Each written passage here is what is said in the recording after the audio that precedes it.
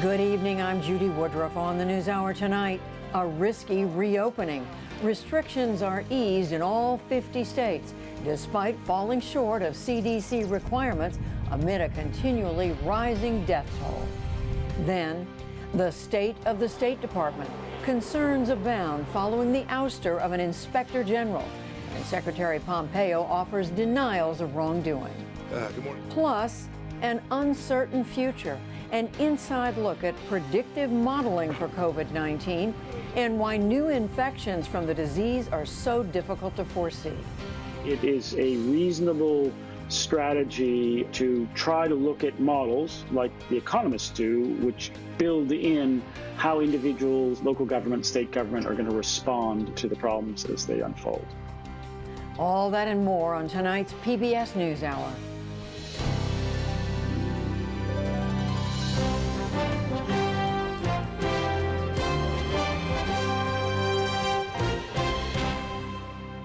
Major funding for the PBS NewsHour has been provided by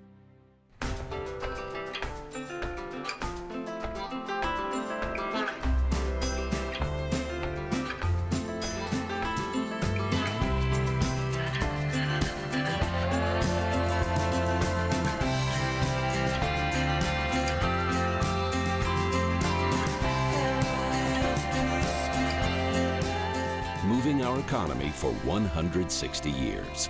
BNSF, the engine that connects us.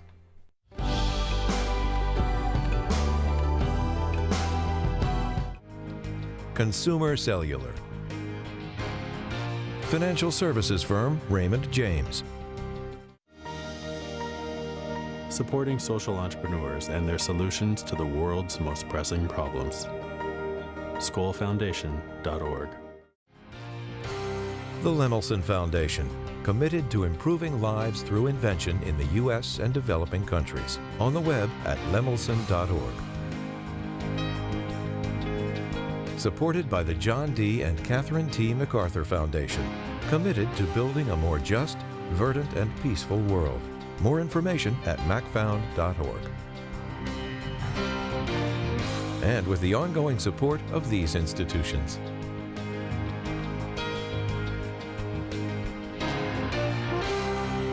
This program was made possible by the Corporation for Public Broadcasting and by contributions to your PBS station from viewers like you. Thank you. The reopening of America is now in full swing, from auto plants to theme parks. It is happening at different rates in different states as the national death toll reaches 93,000. Stephanie Sy begins our coverage tonight. A new phase in the fight to breathe life into an economy ravaged by COVID-19. As of today, all 50 states have taken varying steps to reopen. In Texas, where only minor restrictions remain in place, children are back at daycare and youth programs have opened ahead of the summer break. It's been really good to bring back normalcy for the kiddos. You know, we're really excited to get everybody back, but we're really trying to make sure we do it the right way and the safe way. By contrast, in New York, it is far from business as usual. Retail stores are still closed to the public, only now beginning to offer curbside services. And public parks, like this one in Brooklyn, are getting creative about how to distance New Yorkers eager to bask in spring weather. The park basically just put down some circles to help people just see what 6 feet apart looks like, so it's easy for us to chill and not be worried about that. Starting tomorrow, the state will also allow religious services with up to 10 people to resume. In Orlando, Florida, tourists roamed around stores and restaurants inside Disney World as the theme park began welcoming patrons. Visiting a nursing home with Vice President Mike Pence today in Orlando, Republican Governor Ron DeSantis defended his decision to open faster than others. And he denied that an expert was fired for refusing to manipulate data to support his decision. We've succeeded, and I think that people just don't want to recognize it because it challenges their narrative, it challenges their assumption, so they got to try to find a boogeyman. Maybe it's that there are black helicopters circling the Department of Health. If you believe that, I got a bridge in Brooklyn I'd like to sell you. For weeks, states have taken steps toward lifting lockdowns, with mixed messages coming from federal authorities. After much delay, the Centers for Disease Control and Prevention has quietly released a 60-page document with guidance on testing and reopening, but it generally steers clear of language on mandatory rules. It includes cleaning and social distancing recommendations for bars and restaurants, suggests staggered shifts and physical barriers to prevent contact in the workplace, and calls for limited ridership on public transportation, with required face coverings for transit workers. Schools in areas that meet certain metrics for lower virus transmission are encouraged to space desks at least 6 feet apart, conduct daily temperature screenings, and serve lunch in the classroom if they reopen. Notably left out of the CDC document any mention of how places of worship should resume activity safely. Overseas, another glimpse of what moves toward normalcy might look like came from South Korea, where high school students returned to class for the first time today. But as more countries move to loosen restrictions, in Geneva, the World Health Organization warned the pandemic continues. In the last 24 hours, there have been 106,000 cases reported to WHO, the most in a single day since the outbreak began. The head of the WHO said while the virus may be slowing down in developed nations, poorer countries are now seeing more infections. For the PBS NewsHour, I'm Stephanie Tsai.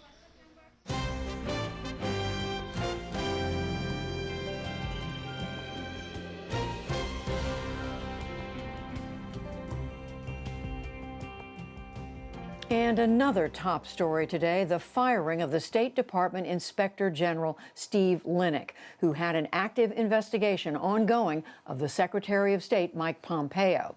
The Secretary answered reporters' questions today, and our Foreign Affairs correspondent Nick Schifrin joins me now. So, Nick, what did Secretary Pompeo have to say? Pompeo denied everything that reporters asked him related to Steve Linick, and he actually joked that he should have fired Steve Linick in the past. Senior officials who are politically appointed around Pompeo have told me that they consider Linick a bit of a partisan hack, in their words. And Pompeo today tried to turn the tables, instead pointing the finger at the top Democrat on the Senate Foreign Relations Committee, who's trying to investigate why Pompeo fired Linick. This is all coming through the office of Senator Menendez.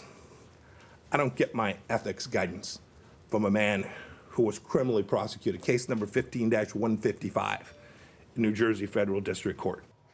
Now, for the record, it is not only Menendez who's investigating this firing. It's also House Foreign Affairs Committee Chairman Eliot Engel and other Democrats. But Menendez did respond to Pompeo, Judy, in a statement accusing him of firing Linick, as Linick, as you said, was investigating Pompeo, and said the secretary was, quote, using diversion tactics by attempting to smear me.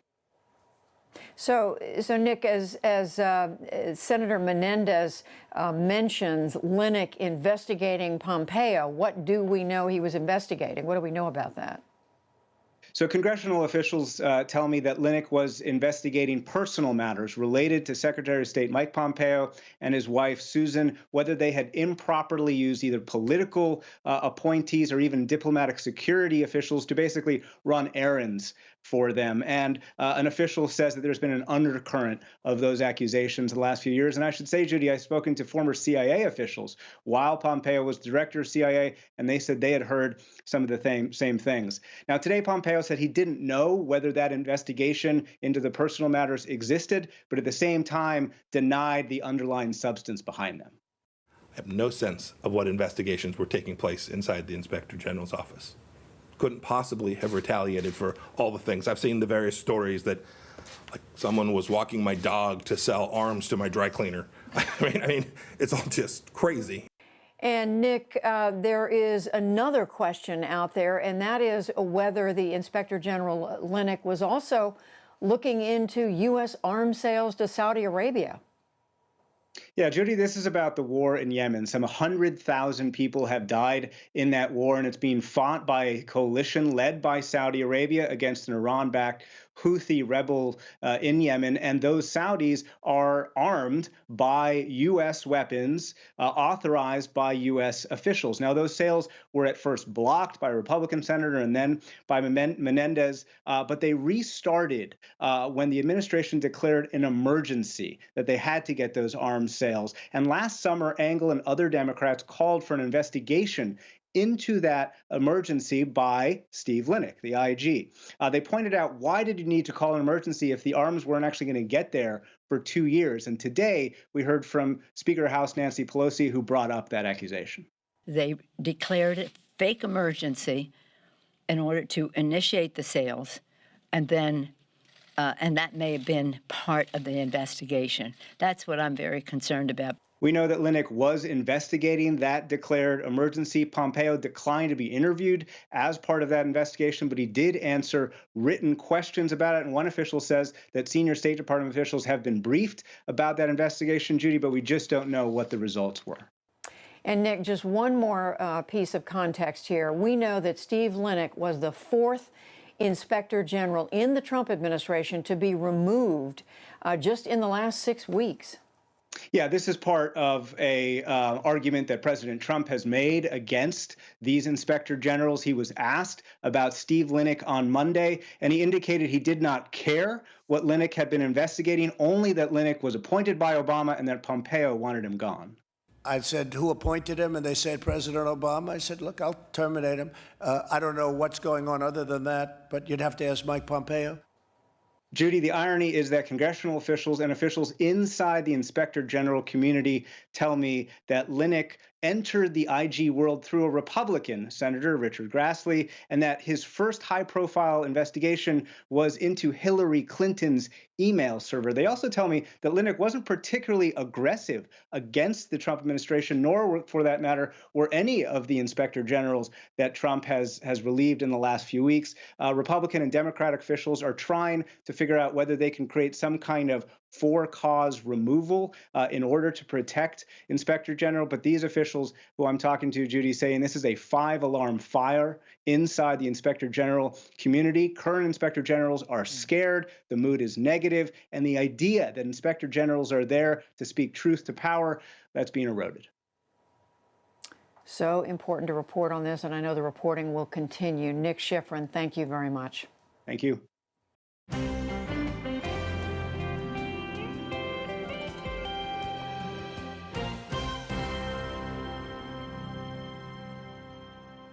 In the day's other news, a tropical cyclone blasted India and Bangladesh, killing at least 14 people and destroying homes by the hundreds. The storm surged out of the Bay of Bengal into a densely populated region that has been beset by the COVID-19 pandemic. Pounding India's eastern coastline, the strongest cyclone in over a decade. Winds reached 100 miles per hour, knocking down trees and damaging metal roofs. Today in New Delhi, Indian officials said they are working to restore roads. All teams are on the ground. All teams are outside in the cyclone area. In neighboring Bangladesh, riverbanks overflowed. Yesterday, local officials began mass evacuations. Initially, they were not willing to evacuate because they were weighing between the risk of cyclone, at the same time also the invisible risk of COVID-19. Sanigdha Chakraborty is the Bangladesh country director for Catholic Relief Services. They do not have income, they do not have homes. They also lost their crop in the field. So basically it is a devastating situation and painful situation that they will have to live with now. Nearly 3 million people have been evacuated from their homes and are hunkering down in cramped evacuation centers where social distancing is impossible. For thousands of Rohingya refugees in southern Bangladesh's Cox's Bazar, the only protection they have are plastic sheets to cover their homes. As heavy rain hit the refugee camp today, residents work to prevent flooding. Nearly 10,000 people in central Michigan have been ordered out of their homes after flooding breached 2 dams. A river and connected lakes have topped record levels that were set in 1986, and they're still rising. Today, debris, including a camper, floated down the river, and only street signs were above water in downtown Midland. Governor Gretchen Whitmer said the flooding is expected to peak tonight. If you're in an impacted area, please evacuate. This is going to be hard, but we are anticipating several feet of water across this area. And so while we're in the midst of a global pandemic, it's really important that to the best of our ability, we observe the best practices to keep ourselves and our families safe. Midland is home to Dow Chemical, and the flooding is already encroaching on the company's main plant site. U.S. Marshals in Massachusetts have arrested 2 men accused of helping former Nissan CEO Carlos Ghosn flee Japan. They allegedly smuggled Ghosn to Lebanon in a box last December. He was facing financial misconduct charges, but said that he could not expect a fair trial in Japan. Israel is under new pressure to abandon plans for annexing parts of the West Bank. The top UN envoy for the Middle East said today that it would deal a devastating blow to any hopes for peace. And Palestinian President Mahmoud Abbas announced that all agreements with Israel and the U.S. are void because of the annexation threat. Back in this country, the U.S. Supreme Court barred the immediate release of secret grand jury testimony from the Russia investigation. House Democrats had sued for access to the material, but the court denied the request at least until early summer. That all but guarantees the documents will not be released before Election Day. Former Vice President Joe Biden accused President Trump and his lieutenants of abusing their law enforcement powers. The Democratic presidential nominee in waiting spoke via video link to Columbia Law School graduates today. Last night, he rejected Mr. Trump's claims that he and former President Obama acted illegally to push the Russia investigation. This is his pattern. Diversion, diversion, diversion, diversion, diversion. Don't speak to whatever the issues before us are. My God, Obamagate. Come on, this is so venal, so petty. The greatest crime? I mean, my Lord.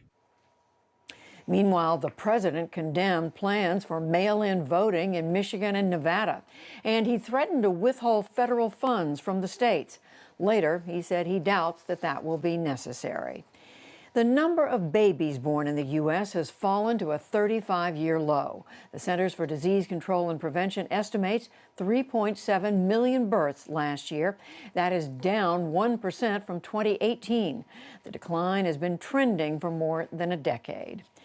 And on Wall Street, stocks bounced back from Tuesday's losses, led by the tech sector.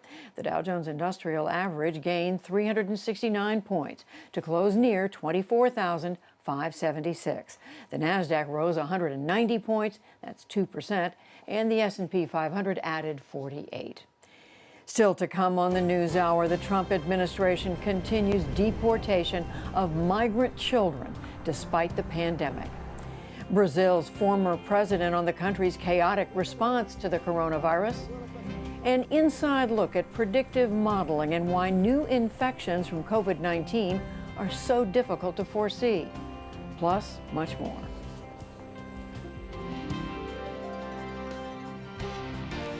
This is the PBS NewsHour from WETA Studios in Washington and in the West from the Walter Cronkite School of Journalism at Arizona State University. The coronavirus is changing life as we know it in the U.S., including the Trump administration's immigration policy. As John Yang reports, one big shift is in the treatment of migrant children and teenagers. Judy, the New York Times reports that in March and April, more than 900 migrant children were deported by the Trump administration shortly after they reached the U.S. border. That's much sooner in the process than before the pandemic.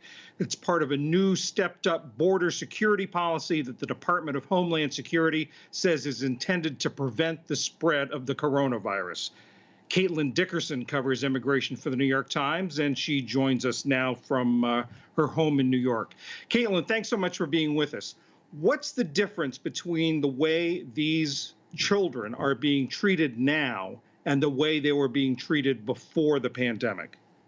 Sure. So historically, when a child or a teenager, anybody under 18, arrived at the American border without an adult guardian, they were allowed into the country and taken through a pretty lengthy process in which they were assigned a social worker. They were sent to a shelter that was specifically designed to house children.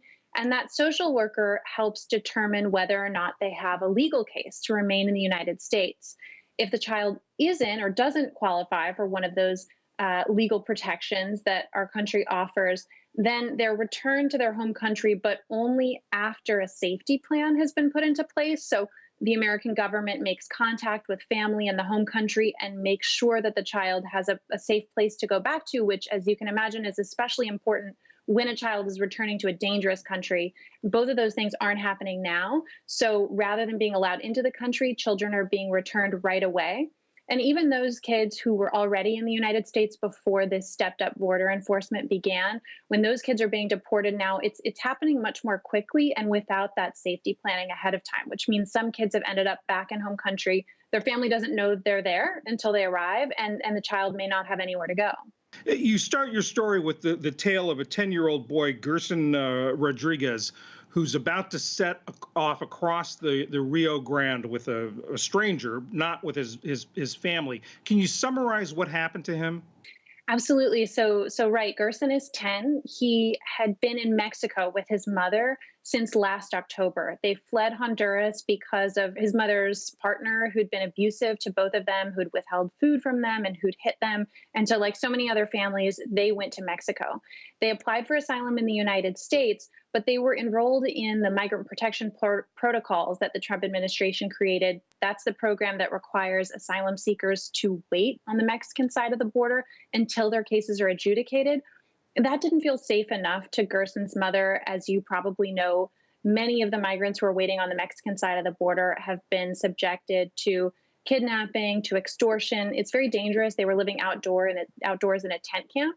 And so his mother decided the safest thing she felt to do was to send her 10-year-old son across the border alone so that he could go and live with his uncle in Houston. But that didn't happen. She didn't realize that this Trump administration policy had been implemented. And so she heard nothing from her son for 6 days. When she finally did hear from him, she learned that he was back in Honduras, that he'd been deported there, again, without anyone in his family being informed. And what's the Trump administration's rationale for this new policy?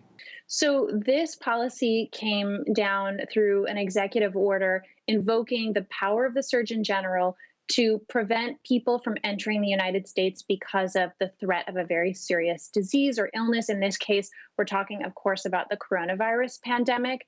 But important context to note here is that this idea of using the public health authority to shut down the border is not something that originated as a novel response to this unprecedented pandemic.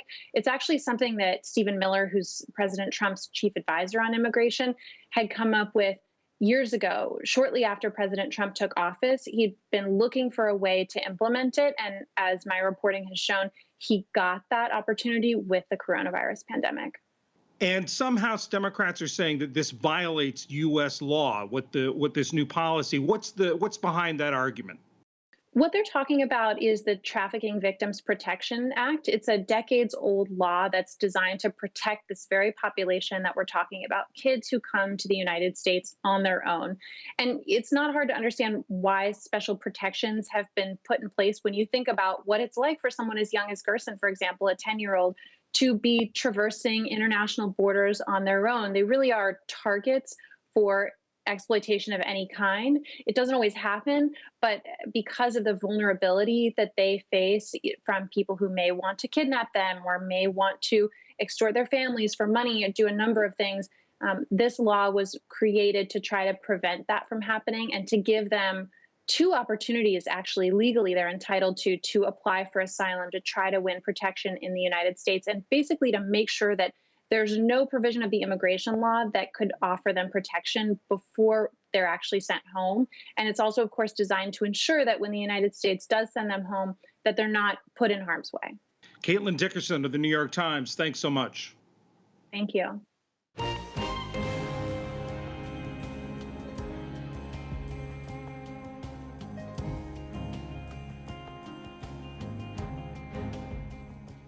President Trump counts Brazil's President Jair Bolsonaro as an ally in kindred spirit.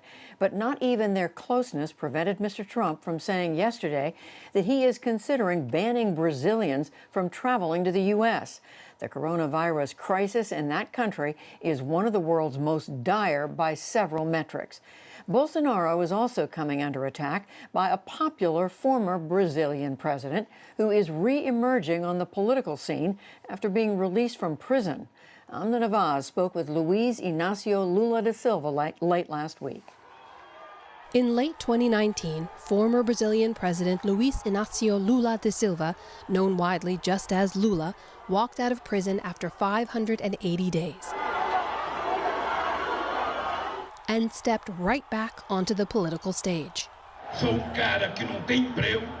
Today, I'm a guy that doesn't have a job, a president without a pension, not even a television in my apartment. My life is totally blocked. The only thing I'm certain of is that I have more courage to fight than before.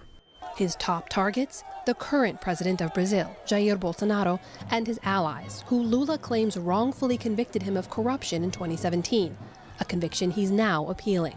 Today, the focus of Lula's criticism is Bolsonaro's mishandling of the COVID-19 pandemic. We have an invisible enemy which we do not know. We do not have the medication to cure it. And many leaders, such as the president of Brazil and the president of the U.S., are not treating it seriously with the necessary precautions to face the pandemic. To date, more than 18,000 Brazilians have died of COVID-19, and the virus is running rampant through vulnerable communities, the sprawling, crowded urban areas known as favelas, and among indigenous communities in the Amazon and other remote regions. The death toll in Latin America's largest country is now the 6th worst in the world. The total number of infections ranks 3rd globally. But experts believe the government is likely vastly underreporting the number of cases and fear what will follow. Do you believe that Brazil will become the next global epicenter for this pandemic? I think Brazil runs the risk of becoming the next epicenter of the pandemic. The country alone has more people contaminated and deaths than all of South America. The problem we have in Brazil, and this is my present concern, is that the pandemic is beginning to reach the poorest places and peripheries throughout the country. Like President Trump, President Bolsonaro downplayed early concerns over the virus. He clashed with health officials, firing his first health minister, who criticized his approach. His second health minister stepped down after just 1 month on the job. And he's peddled misinformation, leading both Facebook and Twitter to remove his posts, saying the drug hydroxychloroquine was, quote, working in all places. Bolsonaro, who's so far been unable to make good on his promise to fix a faltering economy, has also pushed for Brazilian businesses to reopen, mimicking President Trump's message. People are dying. They are. I'm sorry, but more will die. Much, much more, if the economy continues to be destroyed by those measures. And just like Trump supporters, Bolsonaro's backers have taken to the streets in defiance of local social distancing orders. President Bolsonaro likes to copy to repeat President Trump's actions. That is, President Bolsonaro believes President Trump is a higher being, so he simply copies everything Trump says. And Bolsonaro does not discuss the pandemic. He discusses any topic. He offends the Supreme Court, native indigenous peoples, blacks, women, Congress, Senate, the opposition, governors, mayors, but he does not take care of the pandemic. In recent weeks, though, Lula has escalated his attacks, saying in one recent interview that Brazilian society has the, quote, right to remove Bolsonaro. You don't have the votes to impeach him in Congress. He's unlikely to step down. So what exactly are you calling for when you say that society has the right to remove President Bolsonaro? Olha, eu acho que é muito difícil presidente continuar governando. I think it is very difficult for any president to continue in office doing what Bolsonaro is doing in Brazil.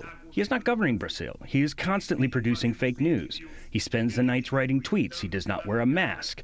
I think, and society expects, the House of Representatives should start an impeachment procedure to discuss whether this man has the necessary political conditions to continue governing this country.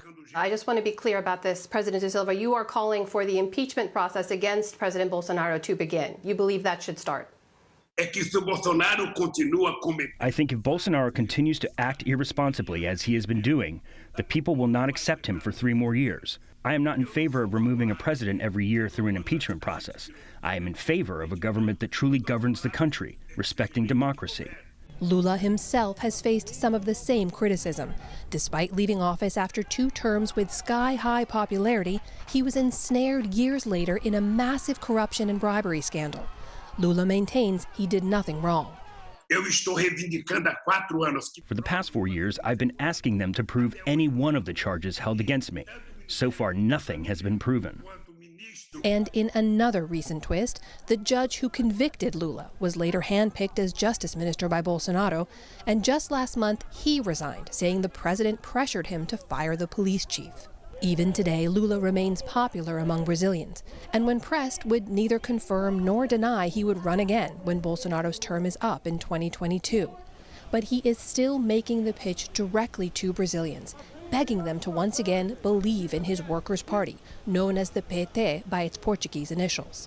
Why should they believe that things would be any better today, at this moment of crisis, under the Workers' Party or under you, under anyone else? Eu vou dizer uma coisa. Primeiro, eles deveriam acreditar. I will tell you something. First of all, people should believe in the PT because it was the party that brought the greatest social inclusion in Brazil's history.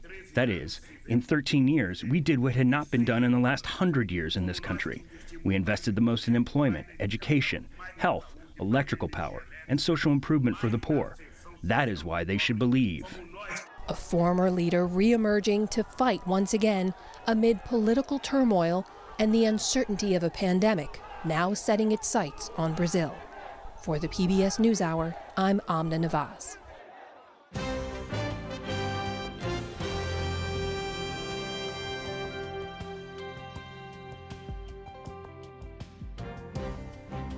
Even as more states are trying to reopen their economy, a new PBS NewsHour NPR Marist poll finds that 77% of Americans worry about a second wave of infections yet to come. This comes as computer-based models suggest that the U.S. will pass its own grim milestone by June, 100,000 plus deaths. That higher projection is arriving even sooner than some of the models estimated just weeks ago. But models are not crystal balls. The work that goes into making them and their ultimate purpose is more complicated than you might be able to tell from the headlines. Miles O'Brien explains in his latest report for our series, The Leading Edge. We live in a complicated world filled with more data than insight. Finding a path to clarity is not easy, even on a good day. And these are not good days. So how can we take a huge amount of data and make it understandable so we can see the future? And you can't believe every number that comes out. But if we don't try to formulate our thinking about a complex process, then we'll be running blind. Bets Halloran is an infectious disease modeler. She writes mathematical formulas that define the chaotic exponential spread of infection. A biostatistician at Seattle's Fred Hutchinson Cancer Research Center, she's part of the team that curates the Global Epidemic and Mobility Model, or GLEAM.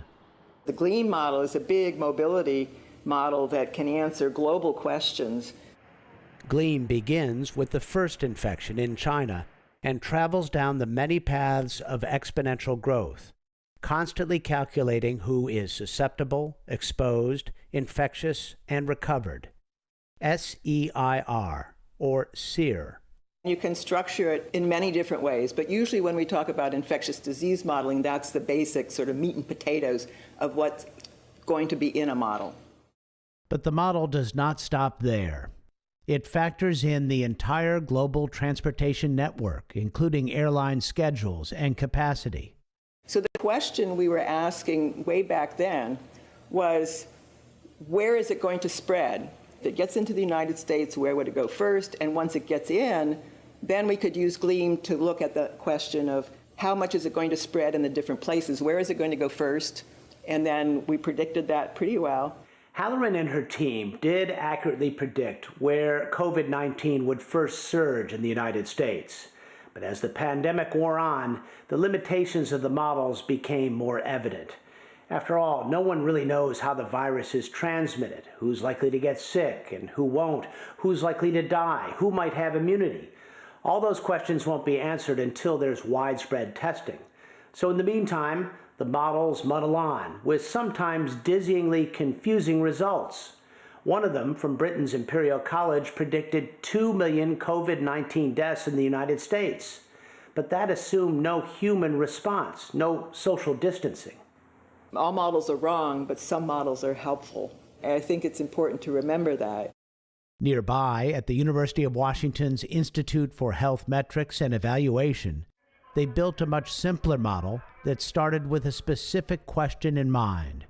Did the healthcare system have the capacity to treat a surge of COVID-19 patients? Chris Murray is the director. He and his team wrote a model that, unlike many others at the time, factored in the human response to the pandemic. If you ignore the behavioral response, you're going to massively overshoot. And so I think it is a reasonable strategy to try to look at models like the economists do, which build in how individuals, local government, state government are going to respond to the problems as they unfold. So I'm sure you're interested in seeing all the states. Producing speedy state-by-state results with consistently lower projections, the University of Washington model was frequently cited by the White House in daily coronavirus briefings. And I think if you ask Chris Murray, he would But the model initially assumed there would be widespread adoption of social distancing restrictions in the U.S. Once it became clear that wasn't happening, the modeling team went back to the drawing board, releasing a new version on May 4th. It now uses mobility data gleaned from cell phone usage to better understand how well people are complying with the expert advice. As a result, the model's projection for the total U.S. death toll by August 4th from COVID-19 instantly went from about 72,000 to 134,000. It's sensible to try to look at a wide array of models and try to look at how do they tell you the same story? Are they converging? It's very confusing, I think, for many decision makers to navigate through some of the models. We're going to start off with this weekend. Weather forecasters are some of the most adept at navigating the inherent uncertainties of modeling. Going to have some travel problems if you... After all, it's been 70 years since they first ran a model through a computer to create a forecast. It's been steady improvement ever since.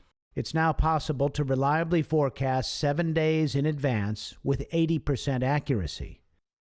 But with a novel virus, there are so many unknowns, and weather models do not have to account for human behavior. Marshall Shepard is director of the Atmospheric Sciences program at the University of Georgia.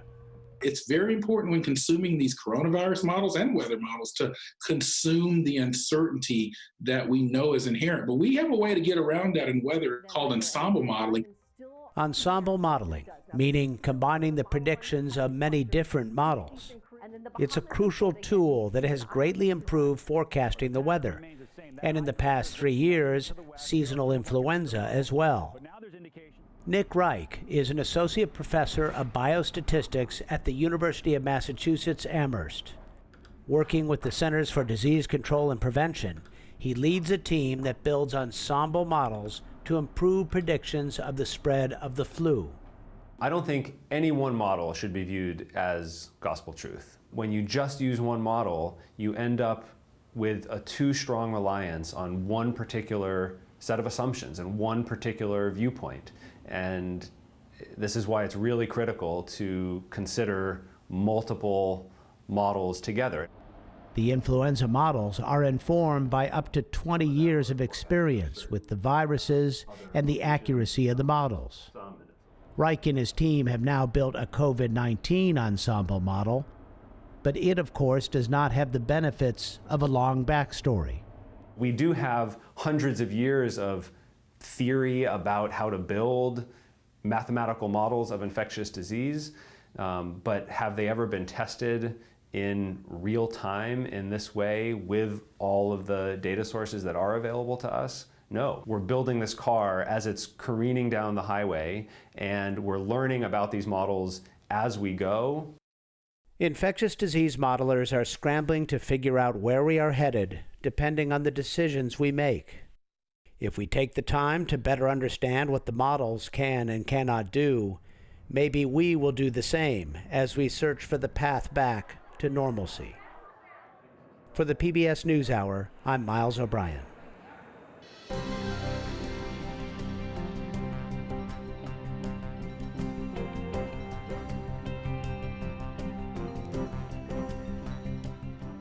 Throughout this entire crisis, questions continue to be raised about why the U.S. government was not better prepared for such a challenge.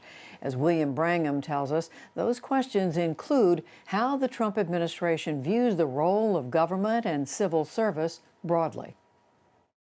That's right, Judy. Most people would agree that the scale and speed of this pandemic would have taxed the resources and abilities of any administration and of any president. But the Trump administration's response has certainly come under some intense scrutiny. Let's turn now to two writers who have looked at this response closely. Yuval Levin is the director of Social, Cultural, and Constitutional Studies at the American Enterprise Institute. He's the author of A Time to Build: How Recommitting to Our Institutions Can Revive the American Dream. And George Packer's recent articles in The Atlantic look at the Trump administration's response to this crisis. He's also the author of a recent book on the diplomat Richard Holbrooke, and before that, author of The Unwinding, an Inner History of the New America, among other books. Gentlemen, thank you both very much for being here. George Packer, to you first. You have written that the seeds of the administration's response were in some ways predictable, given the way the administration viewed the role of the government preceding this crisis. Can you explain that a little bit more? I think Trump spent the first 3 years of his administration almost in combat with his own government, his own bureaucracy, rooting out people he perceived as disloyal, placing cronies and sycophants in key political jobs, and creating an atmosphere of fear and of chill among the career civil service, so that by the time the pandemic came, there was a kind of passivity and even absenteeism in big, important areas of the federal government that Trump had seen as serving no purpose beyond his own personal political interests. And so once he needed a bureaucracy to do things in order to keep the country safe, to protect us, it wasn't there. Either jobs were unfilled, or people were in a sense, hiding under their desks because they knew that if they said something that Trump didn't like, he would come after them. And that's been happening throughout the pandemic. Yuval Levin, the same question to you. You have written also that there has been certainly a denigration of expertise and a somewhat chaotic decision-making process within the White House. Do you think that that has also affected the pandemic response? I do. I agree with what George has said, and I think that the way that he's put it in his recent pieces in The Atlantic has been quite right. But I would focus in particular on the White House staff and the team around the president, which expresses the president's own attitude about the relationship he should have to the rest of the government. The White House staff is there to enable the president to receive information in the form of decisions to be made and to process it, to listen to expertise, to make decisions. And the fact is that process has never existed in this White House. There has never been a functional structure of decision-making. That's a problem at any time, but it becomes an enormous problem at a moment of crisis when you have to have a reliable chain of command. You have to have a reliable process for making decisions. You have to have distinctions between what's said in public and what's said in private, and how the president thinks about his task of communicating to the public in a reassuring way. None of none is happening in an effective way in this administration. And what you're finding is a president whose understanding of the job has not been formed by any experience at any level in government. For the first time in our history, we have a president who has not served either as a senior military officer or as a senior public official before becoming president. Instead, he comes into the job as a performer, and he sees himself in the job as a public performer, putting on a show. And the fact is, in a crisis, the president has to be an inside player. He has to be making decisions and operating the arms of the government from within. This president just has no conception of how that's supposed to work, no trust in the rest of the system. And in a time of pressure and crisis, it shows. George, you and Laval are both making this same point, but devil's advocate here, we have seen other crises affect other administrations where they've been caught flat-footed. We saw it in Katrina, after 9/11, even in the initial stages of the housing crisis. Isn't some flat-footedness, isn't some initial chaos and confusion to be expected, especially when this virus really does in some ways trump the severity of those other crises? Yes, that's true. And in other countries that we look to as examples of well-functioning democracies, in Europe and in Asia, even the ones that seem to have done well, Germany, South Korea, they've made mistakes. Others, Spain and Italy, have seen results that have been as bad as or worse than ours. I think the difference is what Yuval was just describing, which is that these are kind of the unavoidable blunders of big, unwieldy governments faced with something that very few governments plan for, anticipate, and are ready for. And very few politicians have the courage and foresight to get out ahead of facts and listen to their scientists and their experts and do things that the public may not like before the public even knows why they're doing them. What we see in this case, in Trump's case, is the White House that has continually undermined its own administration's response at every step of the way. It's as if at every moment when the question was, what is the best way to get out ahead of this and minimize suffering and death, Trump has done the opposite. And I don't know if that's true in any other country in the world. And that's a direct result of his idea of what it means to be president, which I think in his case is that means to use power to serve his own interests, not to lead the country, not to solve the country's problems, certainly not to bring the country together, instead to divide us in his own interests. Yuval, picking up on George's point here, it has been brought up several times that if the president really does see this as primarily a political issue to solve, not a public health one, one could argue that the president should have used all the levers at his power in the federal government to ramp up testing, to deal with the shortages of protective supplies. Why do you think that the president seemingly was reluctant to use the levers of government if one could argue those might have saved lives and those might have then strengthened his electoral chances in November? Yeah, I think reluctant ends up just not being quite the right term here. I think the president has turned out to be incapable of using the levers of power in an effective way. There's no question, as you suggest, and as George says, that this is a crisis that would have overwhelmed any government and that has overwhelmed many governments. The question is, how do you learn from mistakes in your response? How do you mobilize over time?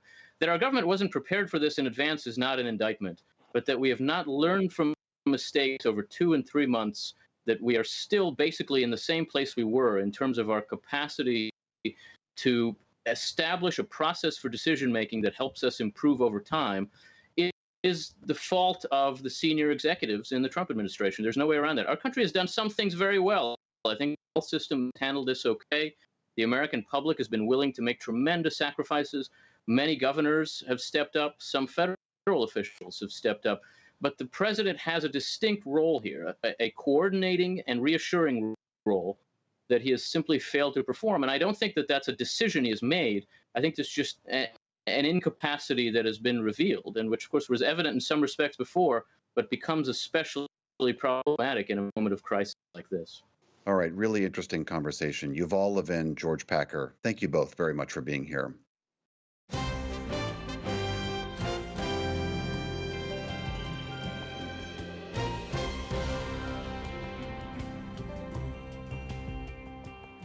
Truck drivers are on the front lines of the pandemic, facing lower pay these days and higher risks as they deliver much-needed food and supplies. Tonight's Brief but Spectacular features Kansas City-based husband and wife truckers Shante and Ron Drew. After Ron began experiencing symptoms of COVID-19 last month, producer Steve Goldblum conducted a series of interviews with the couple over the course of several weeks. Ron and I are a married couple. We drive team freight across the country. We haul a lot of groceries, a lot of produce, a lot of meats, things like that. Truck drivers, we've always been kind of like, we don't get a lot of respect. We're kind of looked down upon, but people saw how crazy things got when the toilet paper ran out. Can you imagine if you go to the grocery store and there's no food in there? I don't know why they're not making more of an effort to get personal equipment for drivers. You need us to run so you can have food. We've got 2 beds. The bottom bed we leave as a table, so we have some place to sit and eat. When I'm driving, he's sleeping, and when he's sleeping, I'm driving. I first started experiencing symptoms when I was in Phoenix last week. Mostly like body aches, hurting in my knees, hurting my elbows. My fever would just spike, and I just start just aching and aching. Hot, cold chills. Hot, cold chills. But I trooped it out, got her done. And then we just went today to get his test finally. You have your crack your window down, and then they just squeegee your sinuses. I figured since if Ron's positive, obviously I'll be positive as well. So we figure save the testing for somebody else. We both got it probably. Hopefully we'll know by Wednesday at the latest. I feel horrible. Since Saturday, I've not been able to get really out of bed for anything. I've dropped about 30 pounds. I've never experienced anything like this where you sleep constantly. We got Ron's COVID test back and it was positive. I opted at first not to get tested. I figured, I'm probably positive, but then after talking to the nurse, she said it's probably a good idea to go ahead and get tested. I'm not showing too many symptoms other than just being extremely fatigued. I'm pretty sure that I'll test positive. We've been in contact with the company that we are leasing a truck from, and they've suspended our truck payments for as long as needed. We're probably gonna go lay down right now and just rest and recover and hope and pray that nobody else has to go through this. I was tested for COVID. I tested negative. Our doctor and the health department both told us to go ahead and assume that I had it since I had all the same symptoms as Ron. The doctor told me that they're getting a lot of false negatives just with the way that a lot of the people are doing the swab testing. But we've been slowly recovering. One morning you wake up, you feel great. You go outside, just do a couple things, and next thing you know, you're winded, you're in bed, you're sleeping again for 12 hours, straight during the day. Almost 22 days we've been off work. We got turned on to a resource called St. Christopher's Fund, which is for truck drivers. And they ended up making our rent payment for the month. That's huge. Which helped a ton. Luckily for us, the company we drive for, they got freight right now. I'm glad our first trip is going out to Seattle. It's always fun going out that way. I just wanted to get back out and get moving. Get the wind in your hair and get the dogs back out at the rest areas and do what we do best. Mm-hmm. This thing is no joke. Like, your lung capacity doesn't come back up right away. You still can't taste or smell for God knows how long this is going to be. I still get pain in my knees that I didn't have before. And just don't brush it off and thinking, 99% of us are going to get well. Well, you're not going to get 100% well. My advice would be just to have compassion for each other and quit trying to hurry the process of getting back out there and getting back to work, because it'll happen. It's just you got to listen to the experts. Before the pandemic, I think a lot of people didn't realize where their food came from. We've heard friends that have seen signs that people are saying, we love truck drivers. truck drivers have never asked for hazard pay. You know, in fact, our rates have gone down since the pandemic started. So we're making less overall than when this first started. We just want to still be able to do our jobs, and I just hope that people don't forget about it as, you know, time goes on. My name is Shantae Drew. My name is Ron Drew. And this is our brief but spectacular take on living through COVID-19. And here at the NewsHour, we love truck drivers, and thank you, Shantae and Ron. We're so glad you're better. And you can find all of our brief but spectacular segments online at pbs.org/newshour/brief.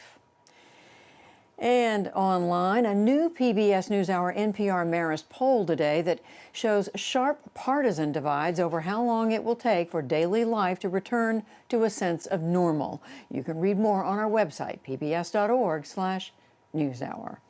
And that is the NewsHour for tonight. I'm Judy Woodruff. Join us online and again here tomorrow evening, where all of us at the PBS NewsHour thank you. Please stay safe, and we'll see you soon. Major funding for the PBS NewsHour has been provided by...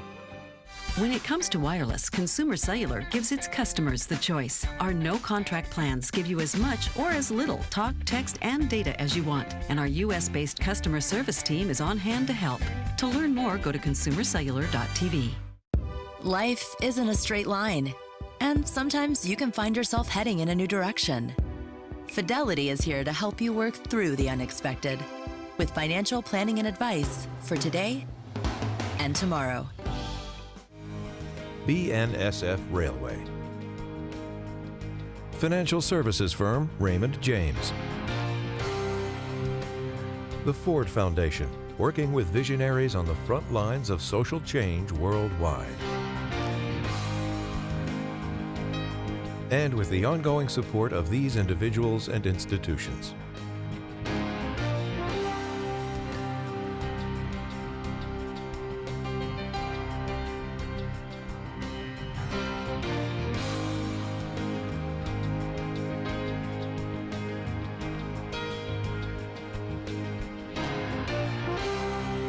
This program was made possible by the Corporation for Public Broadcasting and by contributions to your PBS station from viewers like you. Thank you.